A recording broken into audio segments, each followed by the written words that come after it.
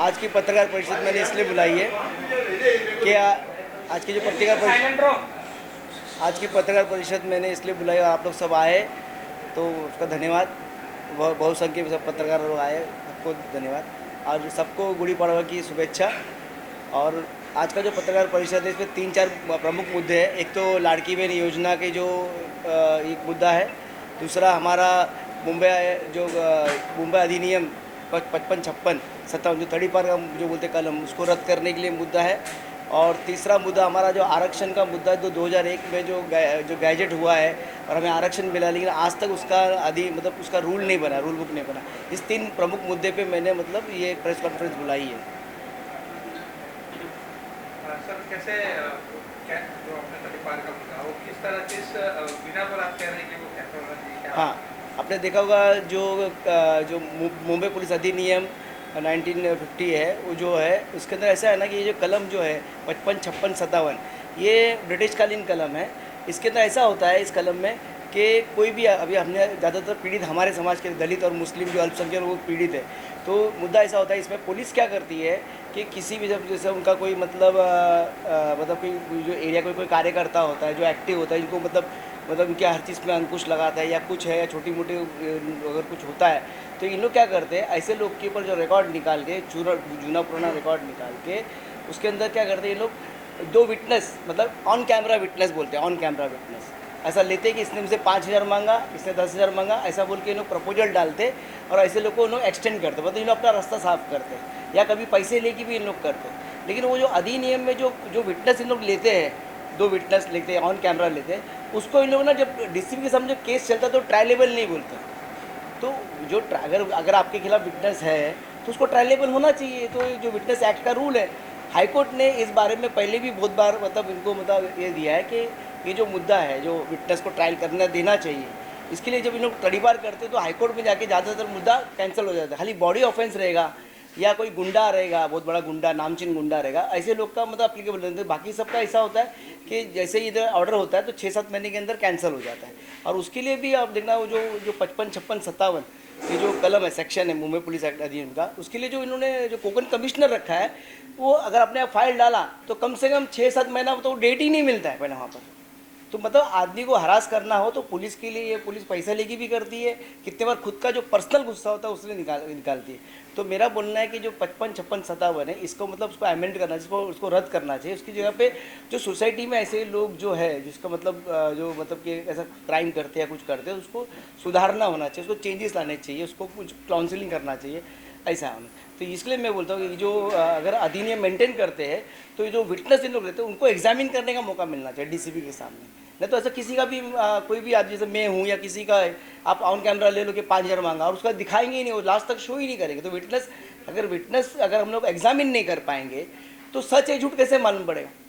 तो कहीं ना कहीं वो विटनेस एक्ट का भी उसमें उल्लंघन है और पुलिस इस कलम का मनमानी प्रयोग करती है। मतलब अगर को किसको हटाना है अपने अपने अपने एरिया से या मुंबई से बाहर भगाना है किसी कार्यकर्ता को या किसी मतलब एक छोटा मोटा जो बॉडी ऑफेंस भी नहीं रहेगा, लेकिन अगर आंदोलन मोर्चा किया है तो आपको आंदोलन मोर्चा में राइटिंग का केस लग जाता है, तो राइटिंग का केस भी है तो उसको तड़ीपार करने की कोशिश। क्या आपने इसके लिए कुछ निवेदन वगैरह पुलिस को दिया? मुंबई पुलिस ने हमने पूरे जितने भी 40 अधीक्षक थे और न्याय विधि विभाग है जो मतलब इस चीज़ के लिए विचार करते हैं, उन सबको लेटर दिया है। और हमने पूरे महाराष्ट्र में कम से कम नहीं बोल के भी 30 से ज़्यादा ज़िले में हमने उसका मतलब पोस्टर कटआउट लगाया है और लोगों को जन जागृति इस कलम के खिलाफ जन जागृति की है। क्या लाडली बहन योजना जो आपने अभी क्या इसको लेकर कुछ लोगों का रिप्लाई आया? कोई ऐसा जो भुक्तभोगी क्या आपसे मिल रहा है, कोई ऐसा कोई? नहीं, आपने इसके जो होम सेक्रेटरी थे उन्होंने इसके बारे में जो महाराष्ट्र के आईजी है उससे मतलब वार्तालाप की कि भाई इसके बारे में, इस कानून के बारे में डिटेल दो, ऐसा। और मैंने जो पुलिस जो ये अधीक्षक है उनके पास जाके मिला भी हूँ और उनको समझाया पर जो मेरे जाबी साहब को समझा रहा हूँ। पर इस मुद्दे को मतलब ये जो कलम है ना, ये मतलब के लोगों के हित के नहीं है और ये जो मतलब के लोगों को और क्रिमिनल बनाने जैसा है। इसके अंदर कैसा होता है कि समझो एक आदमी को इन्होंने एक्सटेंड कर दिया, फिर वो आदमी यहाँ से जाने, पहले उस ज़माने में ठीक था, इस ज़माने में अगर आदमी जाता है कुछ तो क्रिमिनल होते हैं तो उनको कैसा होता है, उन लोग उस जगह उस नए शहर में जाके वहाँ पर क्रिमिनल से मिलते हैं और हार्डकोर क्रिमिनल बनते हैं और उधर कुछ करते कांड तो नज़र नहीं आते। क्यों नहीं आते कि उनके उधर लोकल में उसका रिकॉर्ड ही नहीं रहता है। ऐसा। और उन लोग जो तड़ीपार करते, तड़ीपार का भी नियम है कि उसको तड़ीपार किया तो उसका रहने की जगह है क्या, कुछ वो किसके पास रहेगा, ये सब देखना चाहिए। कुछ भी देखा नहीं जाता, उसका पूरा मतलब नियम का उल्लंघन करके सिर्फ बस आप तड़ीपार हो गए, आप चले जाओ ऐसा। अगर मांग पूरी नहीं होती तो उसके बाद आपका एक्शन क्या होगा? देखो अभी तो हमने जन जागृति करने का काम चालू किया आपके माध्यम से, और इस कलम के जो नेगेटिव फैक्ट है वो आपको बता रहा हूँ। तो उसके बाद हम लोग क्या करें, मोस्टली देखो धरना आंदोलन मोर्चा, या हम लोग देखेंगे कि अभी तो जन जागृति पूरे महाराष्ट्र में की, फिर से एक बार हम लोग सरकार को जगाएंगे। अगर नहीं जागेगी तो फिर हम लोग उसका उपोषण या जो भी है तीव्र आंदोलन करने की कोशिश करें। और जो आरक्षण की मांग कर रहे हैं, हाँ, आरक्षण की मांग कर रहे हैं। आरक्षण के मुद्दे पे आते हैं। सर पहले लाडली कोई बहन- फरियादी आए हैं क्या जिनके ऊपर ये सब गुजरी है? नहीं, काफ़ी फरियादी है और बहुत काफ़ी विक्टिम है इस चीज़ के लिए। तो उन सब लोग से हमारा अप्रोच है, उनका एप्लीकेशन है हमारे पास, तो वो हिसाब से फिर विचार करके ही हमने इस पर कार्रवाई करने का निर्णय लिया है। पाटील जे आरक्षण आमच्या हक्काचं काय नेमकं आरक्षण कुठली मागणी आपली काय? आरक्षण का मुद्दा ऐसा है कि 2001 में एक ना रूल बना था SC ST का, इसका कि हमको आरक्षण दिया, लेकिन वो आरक्षण देने के बाद ऐसा हुआ कि उसको है ना चैलेंज किया अपना मतलब ना जॉब में प्रमोशन, मतलब SC ST को जॉब में प्रमोशन का मुद्दे को मतलब चैलेंज हुआ किधर, अपने हाई कोर्ट में। तो हाई कोर्ट ने क्या कर दिया, उसको मतलब खारिज किया। गवर्नमेंट ने रूल अधिनियम बनाया और इसको मतलब ये किया, तो हाई कोर्ट ने उसको रिजेक्ट कर दिया। फिर वो सुप्रीम कोर्ट में गया, तो सुप्रीम कोर्ट में पिछले 20 साल से मैटर पेंडिंग है। उसके अंदर मतलब जो प्रमोशन में आरक्षण जो मिलना चाहिए वो मुद्दे के लिए उधर गया है, उधर पेंडिंग है। लेकिन बाकी जो चीज़ है SC ST के समाज का जो मिलना चाहिए वो उस एक मुद्दे के लिए सुप्रीम कोर्ट में उसमें रुका के रखा है। तो इसलिए पूरा मतलब वो अधिनियम ही बना नहीं, मतलब 20 साल हो गए, 20 साल 20 ईयर्स। तो रूल बुक बनना चाहिए, मतलब आपको आरक्षण दे दिया पर रूल बुक नहीं है। हमने इसके बारे में पूरे जो होम सेक्रेटरी और SC ST कमीशन के पास भी हमने गए और उधर हमने उधर फाइल किया SC ST कमीशन के पास ये मुद्दे के बारे में। उन्होंने भी ऑर्डर दिया है कि भाई जो आरक्षण का मुद्दा है इसको इम्प्लीमेंटेशन करो, पर अपनी ये जो सरकार है ये उदासीन है, ये उसमें रूल बुक बनाना नहीं चाहती है, क्योंकि उससे मतलब हमारा फ़ायदा होगा, हमारे समाज का, तो उसके वो देना नहीं चाह रही है ऐसा। क्या सभी सरकार ऐसी है? इसलिए कि देखो ना आप पिछले जो है पिछले कितने टर्म से देखो, पहले ये हाईकोर्ट में मतलब एक्चुअली स्टेट गवर्नमेंट ही गई है सुप्रीम कोर्ट उसको ये करने के लिए, लेकिन वहाँ पर पेंडिंग 14 साल से 14 ईयर्स सुप्रीम कोर्ट में, और वो भी इतने बड़े समाज का मुद्दा। वो भी पेंडिंग होने आरक्षण के बारे में जो है हो सकती है पेंडिंग होने का मुद्दा। नहीं, पेंडिंग होने का मुद्दा मतलब कहीं ना कहीं ना उसको ठंडे बस्ते में डाल कर ही रख रहे हैं। मैं बोल रहा हूँ ये जानबूझकर हो रहा है हमारे साथ, ये जो अत्याचार जो अन्याय हो रहा है, हमको रूल बुक के सब रूल नहीं मिल रहा है, क्योंकि इससे हमारा मतलब उद्धार होगा, हमको उसका फ़ायदा पहुंचेगा। इसकी वजह से खाली दिखाने के लिए सब मराठा का आरक्षण दे रहे, फिर वो स्टे नहीं हो चल नहीं पा रहा है। वैसा उसी तरह हमको भी उन्होंने आरक्षण दिया है, लेकिन उसका कोई मतलब रूल बुक नहीं बना है और कुछ नहीं बना, मतलब ये सरकार मतलब नहीं चाहती, ऐसा मेरा बोलना है।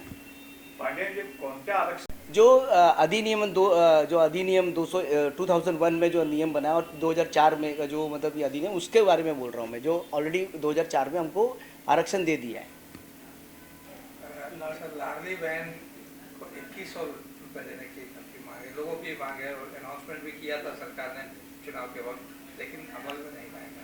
आपने देखा होगा कि जो लाड़की बहन योजना है, इस योजना में ऐसा हुआ कि लोगों ने जैसा जब इलेक्शन पीरियड नज़दीक आया तो शिंदे साहब ने क्या किया, तुरंत ही मतलब उन्होंने बताया कि 2100 रुपये हम देंगे।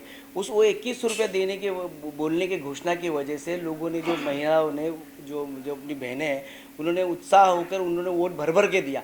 आपने देखा होगा वो शिंदे साहब को जो मतलब जो पार्टी है, जो आपने देखा था विभाजित किया पार्टी, उसको डायरेक्ट 80 लड़ते डायरेक्ट 60 सीट, तो 60 सीट क्यों मिली कि हमारी बहनों ने वोट डाला कि 2100 रुपये मिलेंगे इसके लिए। लेकिन उन्होंने अभी पिछले सरकार बन के 4 महीना हो गया, अब तक उन्होंने कोई मतलब उसके बारे में ये नहीं किया, खाली घोषणा कर रहे, पर देंगे कब ये पता नहीं। जिनको मिल रहा था उस पर भी कई कानून नए बनाए गए, कई लोग का लिस्ट से नाम भी हटा दिया गया। वो कैसा है, पहले उन्होंने मतलब वोट जीत के आने के लिए पहले उन्होंने ये सब रूल बुक बनाए नहीं, जब अभी दे दिया, अब जीत गए, तो अभी उन्होंने मतलब काटना चालू किया, छाटना चालू किया। इनके पास फंड नहीं होगा, जब फंड का प्रोविजन नहीं कर पा रहे, इसके लिए अभी उन्होंने निकाला नया रूल निकाला कि भाई इसका अगर इसके पास गाड़ी है, इसके पास ये है, इसके पास वो, तो उसको मतलब छाटनी करो। ये मतलब पहले करना चाहिए था ना, इम्प्लीमेंटेशन से पहले का, अभी इम्प्लीमेंट कर दिया। तो मेरा बोलना है कि जो भी हमारी बहनें हैं, चाहे वो अमीर वगैरह, उनको अधिकार नहीं है क्या, है तो उनको भी मिलना चाहिए मेरा। किस तरह जो बैठे हुए नेता हैं उनके पास काफी पैसे होते हैं और काफी सहायता दी जाती है सरकार के पैसे से, मतलब पब्लिक मनी से। देखो फिलहाल अभी हमारा मुद्दा ये है कि जो अभी सरकार अभी आई है जो बोलकर तो 2100 रुपया देने का वादा किया, उस 2100 रुपया हमको मिलना चाहिए, हमारी बहनों को मिलना चाहिए, ये हमारा मांग है। अगर वो उस चीज़ को उन लोग अगर लंबा खींचते हैं तो हम लोग उसके लिए हम लोग आंदोलन मोर्चा करेंगे, हम लोग घेराव करेंगे मंत्रालय पे, ऐसा हमारा लड़का भाव योजना आएगा। भाव मतलब मैं तो चाहता हूँ जैसा लाड़की बहन योजना है ऐसा हमारे बेरोजगार भत्ता है हमारे पास, या हमारे जो बच्चे हैं जो यंग जो जनरेशन 10th है 12th पास है ऐसे लोग को लोन मिलना चाहिए विदाउट गारंटर, और 6% या छोटे इसमें जिससे उन लोग अगर वो लोग उद्योग करते हैं छोटा मोटा तो हो सकता है उसमें से 50% लोग मतलब ना सेल्फ एम्प्लॉयड बन जाए। तो क्या फंडिंग की वजह से बहुत लोग नहीं कर पाते। मेरा बोलना है कि 5 लाख से 25 लाख तक की मदद, मतलब हमको ना लड़कों को तुम भले आप बेरोजगार भत्ता मत दो पर लेकिन लोन का प्रोविज़न करो कि सबको लोन मिले, जिससे वो ईजी लोन मिले, ईजी गारंटर दो और कोलेटरल दो, ये सब नहीं। आधार कार्ड है तो आधार कार्ड से तो वेरीफाई करके लोकल है अपना जो भूमिपुत्र है तो उसको 5 से 25 लाख तक की उसके कोई प्रपोजल पे तातड़ी की मतलब लोगों को लोन देना चाहिए, जिससे मतलब हमारा इकोनॉमी भी बढ़ेगा और जो बेरोजगार लड़के हैं उनको एक चांस मिलेगा अपने आप को प्रूव करने के लिए और सेल्फ एम्प्लॉयमेंट बढ़ेगा। ये बात है अभी अगर नहीं देंगे तो इसको इलेक्शन जुमले में ही गिनेंगे ना। अभी अगर वो दे ही नहीं रहे, देने को 4 महीना लगा रहे हो तो बोले थे हम आते ही दे देंगे, तो दे नहीं रहे। तो अभी हमको तो जब तक अगर नहीं मिलता तब तक तो हमको इलेक्शन जुमला ही लगेगा ना ये। सर जनता का देखो अभी कैसा है कि जो शिक्षा है और अपना जो दवाएं है तो अभी प्राइवेट बड़े बड़े हॉस्पिटल्स आ चुके हैं और लोग भी क्या था अपने जो अच्छे अच्छे बड़े बड़े नेता लोग हैं या कुछ जो बीमार पड़ते तो लोग बीच कैंडी जाते हैं। अगर वो अपने खुद के ही बने हुए अगर हॉस्पिटल में जाएंगे शताब्दी है या साइन में तो वहाँ पर उनको मालूम पड़ेगा उधर के लोगों के साथ क्या सुख सुविधा की कमी है क्या नहीं है, और ज़्यादा लोग हम लोग यूज़ करेंगे तो उसको ऑटोमेटिकली उनको अपने आप को चेंज करना पड़ेगा।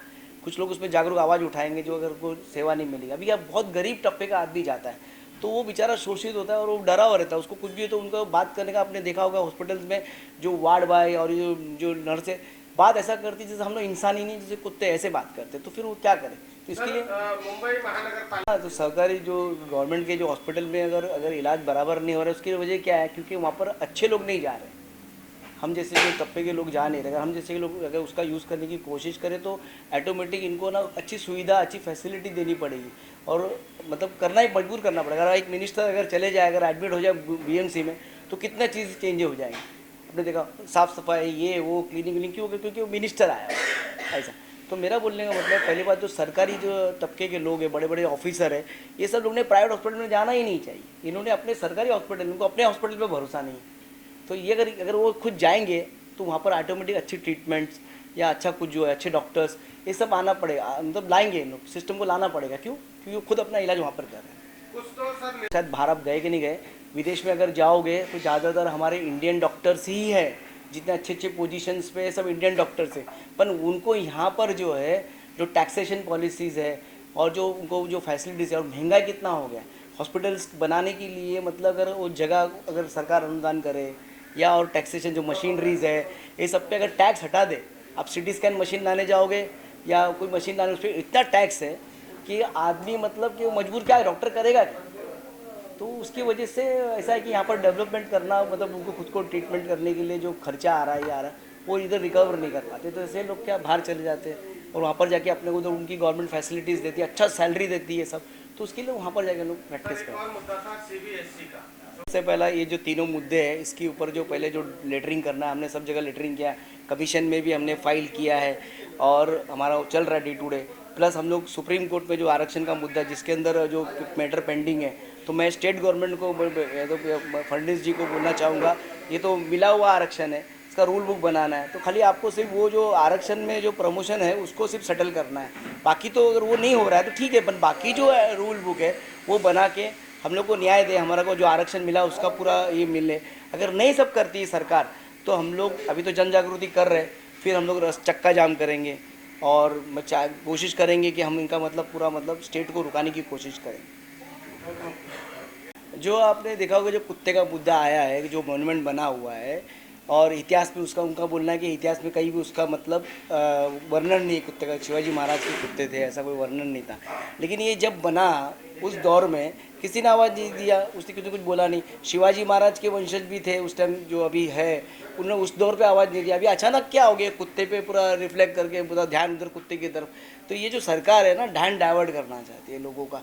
अपने जो प्रगति का मुद्दा है, जो रोज़गार का मुद्दा है, ये सब मुद्दा छोड़ के हिंदू मुस्लिम, औरंगजेब, फिर कुणाल कामरा, ऐसा सब करके है ना लोगों का मतलब ध्यान पूरा डाइवर्शन करके जो मुद्दे की बात है, लाड़की बहन के 2100 रुपया, उससे डाइवर्शन करना, या रोज़गार का मुद्दा डाइवर्शन करना, हमारे आरक्षण का मुद्दा, ओबीसीओ का आरक्षण का मुद्दा, ये सबको मतलब पर्दा डालने के लिए और लोगों का ध्यान डाइवर्ट करने के लिए सब चालू है।